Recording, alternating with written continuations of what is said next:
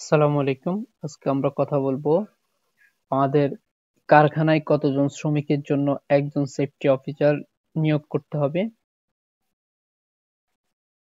এইটা আমরা আগে শ্রম বিধিমালা যে 2015 ছিল সেখানে বলা ছিল কমপক্ষে 500 জন শ্রমিক কর্মরত এরূপ সকল প্রতিষ্ঠান বা কারখানায় একজন ট্রেনিং প্রাপ্ত কর্মকর্তা রাখিতে হইবে, যাহার দায়িত্ব হবে সব অগ্নি নির্বাপন সরঞ্জাম যথাযথভাবে সংরক্ষণ করা এবং প্রস্তুত রাখা এবং কি এগুলাকে দেখভাল করা।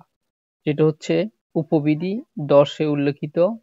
3টি দলকে প্রতি 6 মাস অন্তর অন্তর পূর্ণ প্রশিক্ষণ প্রদান করা। 3টি দল বলতে বোঝাচ্ছে আপনার অগ্নি নির্বাপন দল, এরপর হচ্ছে উদ্ধার কর্মী দল, এরপর হচ্ছে প্রাথমিক চিকিৎসা প্রদান করে যে দল, এই 3টা দল।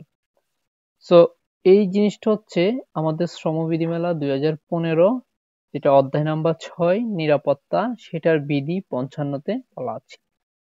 এরপরে 2022-এ যেই নতুন সংশোধনী হয় সেই সংশোধনীতে আমাদের যেটা 500 জন ছিল সেটা পরিবর্তিত হয়ে 300 জন শ্রমিক কর্মরত এরূপ সকল প্রতিষ্ঠান বা কারখানায় একজন ট্রেনিং প্রাপ্ত সেফটি কর্মকর্তা রাখিতে হইবে। এই কথাটা শ্রমবিধি মেলা 2015-তে ছিল না, এটা নতুন যে সংশোধনী হয়েছে 2022-এ, সেটাতে এই সেফটি কর্মকর্তা রাখিতে হবে, যাহার দায়িত্ব হবে সব অগ্নি নির্বাপন সরঞ্জামাদি যথাযথ সংরক্ষণ ও প্রস্তুত রাখা এবং উপবিধি 10-এ যে উল্লেখিত 3টি দল প্রতি 6 মাস অন্তর অন্তর পূর্ণ প্রশিক্ষণ প্রদান করা।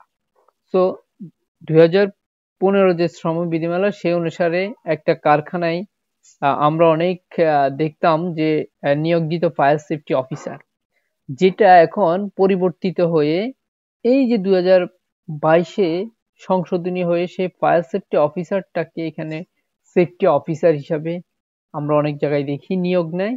সো এই যে ফায়ার সেফটি অফিসার পদটাকে এখন সেফটি অফিসারে কনভার্ট হয়েছে, যেটা হচ্ছে নতুন সংশোধনী 2022-এ আসছে, সেটাতে সেফটি অফিসার হিসাবে তাদেরকে সম্বোধন করা হয়েছে।